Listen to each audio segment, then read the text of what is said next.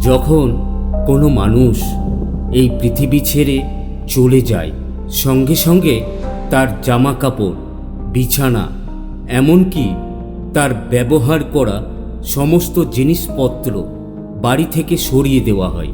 কিন্তু সেই মানুষটির উপার্জিত ধন সম্পদ, বাড়ি ঘর, টাকা, গয়না এসব কিছু কেউ ছেড়ে দেয় না, বরং তার গলায় থাকা হার বা আঙ্গুলের সোনার আংটিটুকুও টেনে খুলে নেওয়া হয়।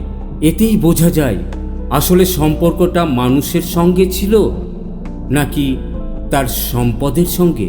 কিন্তু তুমি যদি জীবনে পুণ্য, পরোপকার আর ভালোবাসা অর্জন করো, সেই সুনাম কেউ ছিনিয়ে নিতে পারে না।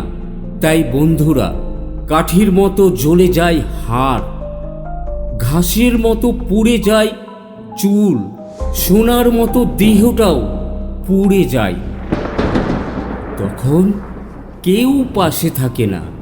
তাই এমন কিছু কাজ করো যাতে মৃত্যুর পরেও মানুষ তোমার মনের জন্য তোমার নাম স্মরণ করে।